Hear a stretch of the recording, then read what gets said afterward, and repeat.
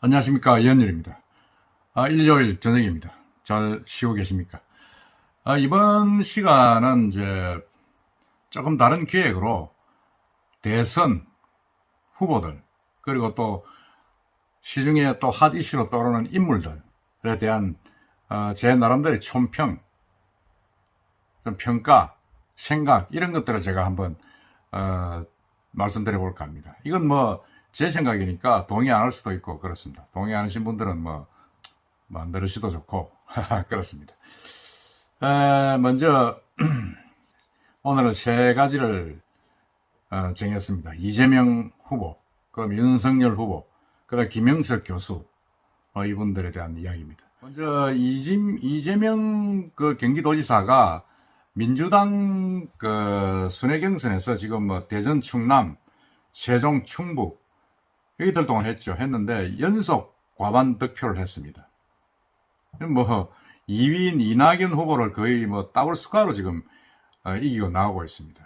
그래서 제가 볼 때는 뭐 앞선을 거두고 있는 이 추세로 가면 민주당 후보로서 정해지지 않겠느냐 하는 생각을 저는 갖고 있습니다. 그 전부터 뭐 계속 월등하게 지금 인기를 뭐 얻고 있는 그런 분이었죠. 사실은 뭐 보면 이재명 지사는 화끈합니다. 화끈하고 뭐 어떤 추진력이나 이런 걸 보면 뭐 결이 뭐 별명이 사이다 아닙니까? 시원하다. 그 시원하다고 점수를 얻을 수밖에 없는 게 민주당 후보들, 여타 후보들을 보면 너무 점잖습니다. 이재명, 정세균, 뭐 그 외에 나머지 뭐 추미애 후보도 쭉쭉 김두관 후보들 보면 너무 점잖고 너무 제도적이에요. 너무 순치됐다는 생각 좀 많은 국민들이 갖고 있습니다. 지금 이 변화가 와야 되는데 너무 순치되고 너무 조용하고 너무 변화를 기대할 수가 없다 하는 그런 어떤 여론이 많은 것 같습니다. 지금 보면 이게 이 지사가 이틀간 대전, 충북, 청주 차례로 연 이틀간 순회 경선에서 한번 결과를 봅시다. 유효 투표 38,406표 가운데 21,047표 54.7%를 얻었습니다. 그 2위인 이낙연 후보가 18,001표, 그 28.19%죠. 이건 뭐 한 26.53%, 큰 포인트, 거의 더블 스코어로 지금 이기고 있다. 이런 이야기가 나오고 있습니다. 근데 그 수밖에 없죠. 사실 아까 방금 말씀드렸지만은 민주당이 지금 뭐 문바가 대세다, 뭐 문재인 대통령의 지지율이 뭐 퇴임 얼마 안 남긴데도 40%가 오돈다 하지만은 그건 뭐 제가 볼 때는 허수라고 봅니다. 허수라고 보고 그 중요한 건 아닙니다. 이미 이제 임기가 다 됐기 때문에 말년에 임기 뭐 지지율 높이면 뭐합니까? 이재명 후보가 사실은 키를 쥐고 있는 거죠. 키를 쥐고 있는데 근데 제가 파딱 느끼기에는 이재명 후보가 사이다하고 좋고 한데 너무 이게 주변 정리가 참 살아오면서 안 됐다. 그런 생각을 지울 수가 없습니다. 뭐 간단한 예로 뭐 김부선 씨 같은 경우 그런 불륜 뭐 이런 뭐라고 불륜이 또 뭐죠? 뭐 불륜이죠. 뭐 부인 이외에 여자와 사귀었으니까. 그다음에 뭐 또 집안의 형수, 형하고 어떤 그런 아주 막말 같은 이런 부분들 여러 가지 변명도 하고 사고도 했습니다만은 참 저는 이건 뭐 어떻게 면해보면 정상적으로 어떤 이런 궤도로 보면 참 이 후보 감은 아니다. 너무 여러 가지 주변 정리가 제대로 안 되고 후보 감은 아니다. 그런 생각을 좀 지울 수가 없다. 참 인물이 없구나 민주당에.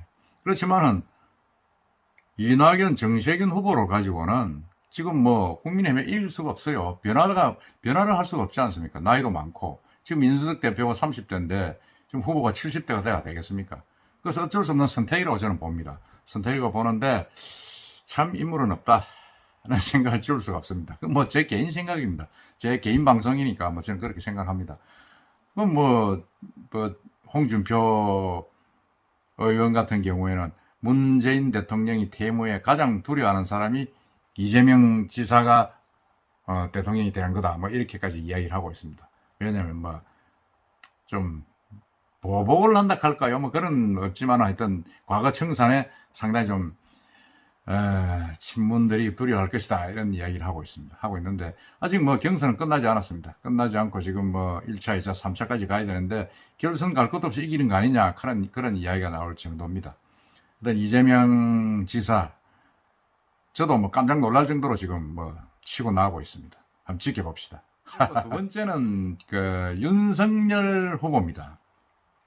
국민의힘 윤석열 후보인데 이 윤석열 후보가 이 뭐 좀 뭔가 처음에는 좀 되는 것 같이 보이고 지지율도 1위로 가고 하는데 계속 지지율도 빠지고 정체가 돼 있고 뭐 좀 흔들리고 불안한 느낌을 지금 요즘 계속 보이고 있습니다. 지금 장모 와이프 그 문제도 지금 애매하게 지금 뭐 검찰 수사관계 또 걸려가 있고 그 다음에 뭐 또 좀 여러 가지 또 자기가 뭐 고발 사주했다 뭐 그런 사건 그건 좀 크죠. 딜레마 큰데 그건 자기는 아니다 그러고 뭐 여기서 반대쪽에서는 맞다 그러고 해명하라 하고 하는 그런 흔들리는 그런 부분이 조금 있습니다. 조금 있고 해서 그 뭐 흔들리는 부분이 뭐 크죠. 그걸 극복을 해야 되는데 과연 어떻게 극복할 것인가 하는 게 참 큰 문제인데 그 다음에 내부적으로는 또 이게 이제 역선택 부분 역선택을 방지하는 그거를 조항을 정홍원 그 선관위원장이 만들겠다 그렇게 하고 거기에 또 윤석열, 최재형 후보들은 또 같은 의견입니다. 그리고 홍준표, 유승민 이런 후보들은 만들 필요 없다 하는 반대쪽이죠. 근데 지금 저 최재형 후보가 지금 뭐 또 역선택을 만들 필요 없다 이래가지고 역선택 방지 조항을 만들자는 게 윤석열 후보만 있고 나머지는 다 반대쪽으로 연합전선을 펴고 있습니다. 그것도 사실은 뭐 악재입니다. 그걸 극복을 해야 되는데 참 이게 뭐 제대로 지금 볼 때는 처음에 생각보다 지금 조금 많이 흔들리고 있다. 당 지지도는 상당히 좀 뭐 국민의힘이 좀 높지 않습니까? 높고 이준석 대표가 30대 당 대표가 된 뒤에 상당히 당원 수도 많이 늘고 그래가지고 여론조사에서 뭐 계속 올라서 31%, 32% 인수를 계속 올라가고 있는데 이게 지금 뭐 후보들이 지금 시원찮습니다. 윤석열 후보가 지금 많이 흔들리고 있고 최재형 후보도 안 뜨고 뭐 여러 가지 좀 문제가 있죠. 홍준표 뭐 그 외에 뭐 유승민 이런 분들도 사실 당내 인사들은 아예 뭐 지금 경선에서 소외된 그런 어떤 분위기를 주고 있습니다. 그런 면에서 보면 윤석열 후보가 일부에서 그런 이야기도 나옵니다. 이게 석은 동아줄인가? 무슨 말이냐? 이게 뭐 제대로 된 후보인 줄 알았는데 사실은 이렇게 뭐 여론조사나 여러 가지로 까보니까 너무 흠이 많고 막판에 결정적으로 또 발목 잡히는 거 아니냐 하는 그런 의구심들이 지금 많이 퍼지고 있습니다. 그 뭐 선거에서 윤석열 후보가 극복해야 될 과제입니다. 과제인데 과연 이걸 어떻게 극복하느냐. 지금 정치 경험도 일천하고 참모 진영은 정확하게 모르겠습니다만 얼마 전에 부동산 또 문제 때문에 5명인가 사퇴를 했지 않습니까? 계속 좀 뭐 이렇게 흔들리고 있는 모습을 보이고 있는데 야 이게 참 지금 국민의힘에서는 유력한 주자인데 지금 민주당의 어떤 그런 공세에 가짜뉴스, 자기들은 가짜뉴스를 가져 그 공세에 지금 마타도에 지금 흔들리고 있는 모습입니다. 이것을 극복하지 않으면 정말 윤석열로도 힘들어지고 국민의힘도 힘들어지는 그런 위기의 순간에 봉착할 수밖에 없다. 그런 생각이 듭니다. 윤석열 후보가 이게 좀 견고한 줄로 알았더니 정말 이게 석은 동아줄인가? 과연 믿어도 될까? 저도 그런 생각을 지울 수가 없습니다. 한번 지켜봅시다. 정말 이건 한번 심각하게 한번 보여야 될 그런 이야기. 그리고 세 번째는 이게 한 언론 인터뷰에서 일본 산케이 신문하고 이제 김형석 연세대 이제 명예교수가 인터뷰를 했습니다. 문재인 정부가 좀 너무 일방적이고 또 뭐 어떤 친북적인 어떤 그런 부분에 대해서 이야기를 했는데 거기에 대해서 이 박원순 전 서울시장의 변호사 정모 변호사가 이게 뭐 또 좀 막말을 했습니다. 막말이 뭐냐 하면 뭐 여러분도 알다시피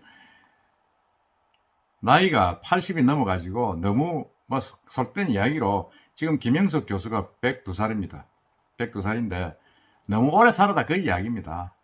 100살 동안 살 동안에 조용히 있다가 왜 지금 이 100살 가까이 와서 문재인 정부를 공격하느냐, 그 이야기입니다.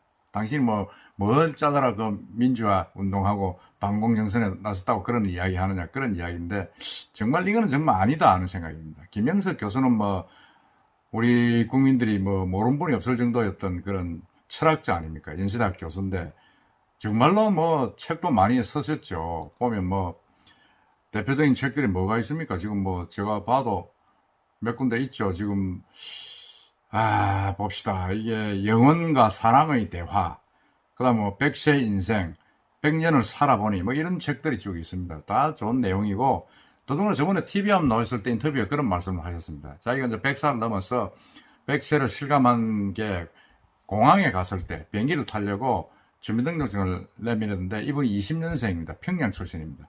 했는데, 이거 프론트에서 1세 1살로 나오니까, 아니, 이거 어떻게 된 겁니까? 이래서 보니까 우리 시스템이 100살까지밖에 인식을 안 하고, 그 뒤에는 다시 1살, 2살로 넘어가는 그런 어떤 체제가 돼 있답니다. 그래서 참 자기가 이제 실감을 했다, 그런 말씀을 하셨는데, 오늘은 보니까 그 김 교수의 둘째 딸이라고 알려진 분이 그 정모 변호사한테, 자기 아버지를 비난한 정모 변호사한테 너무 그렇게 아버지에 대해서 당신이 잘 알도 못하면서 그렇게 비난하지 마라. 아버지는 이북에서 할머니, 삼촌, 고모 이렇게 모시고 남아해가지고 흙집을 지어가지고 20명의 식구를 데리고 사셨다, 이렇게 이야기하면서 어린 시절 하면서 너무 억울하다. 아버지는 김일성이도 만났을 뿐만 아니라 인간적으로 살 수 없는 자유가 없는 나라가 북한이라는 생각이 뼛속까지 받쳐서 남하신 분이다. 당신이 뭘 아느냐, 그렇게 이야기했습니다. 그리고 박정희 전두환 정권을 지내오면서 형사들이 퇴근하는 아버지를 연행해가는 것은 한두 번 일이 아니었다. 어떤 때는 3일 만에 집에 들어오기도 하고 정권에 불리한 강연을 했기 때문에 그랬었다 하면서 기억을 했습니다. 이건 정말 저는 볼 때는 이 정모 변호사가 그 나이 되도록 조용히 늙어서 이건 말도 안 된다고 저는 생각하고, 이 딸도 그렇게 이야기를 했습니다. 늙으니까 뭘 안다고 밥이나 먹다가 죽지라는 그런 말까지 했다고 합니다. 이건 말이 안 되죠, 사실은. 나이가 많으면 죽어야 됩니까? 제가 볼 때는 우리 정모 변호사는 이런 식의 사고방식을 가지고 이런 노인 폄훼하는 발언을 한다 그러면 변호사 이거 잘못한 겁니다. 쉬운 말로 우리 정 변호사는 시체 말로 지금 돌아가셔도 호상이다, 그런 말을 제가 한번 말하지 않을 수가 없습니다. 김영석 교수가 문재인 대통령 비난하는 이야기를 한번 했다 그래가지고 이런 식으로 비판을 하는 거는 누구한테도 도움이 되지 않는다. 참 기가 차죠. 이거는 제가 볼 때는 더 이상 말하지 않겠습니다. 우리 노인 폄하하는 이런 발언, 그리고 나름대로 지식인이 문빠고 또 이 정권의 어떤 한 일원이고 박원순 시장의 변호사까지 했다 그러면 이런 말은 자중해야 됩니다. 정말로 우리가 실체말로 당신은 지금 죽어도 호상이다 하는 그런 말을 듣지 않도록 그렇게 노력해야 안 되겠다는 생각이 듭니다. 오늘은 이렇게 간단하게 세 가지 이야기를 했습니다만은, 오늘은 조금 제가 강도를 좀 낮췄는데 다음에는 조금 더 높여가지고 제 개인 이야기니까 한번 해볼까 합니다. 여러분들이 동의하시면 동의하시는 거고, 안 들으면 또 안 들으셔도 되는 그런 부분들입니다. 하여튼 선거 앞두고 나름대로 좀 저도 사이다 같은 발언 좀 해보겠습니다. 잘 쉬십시오. 이상입니다.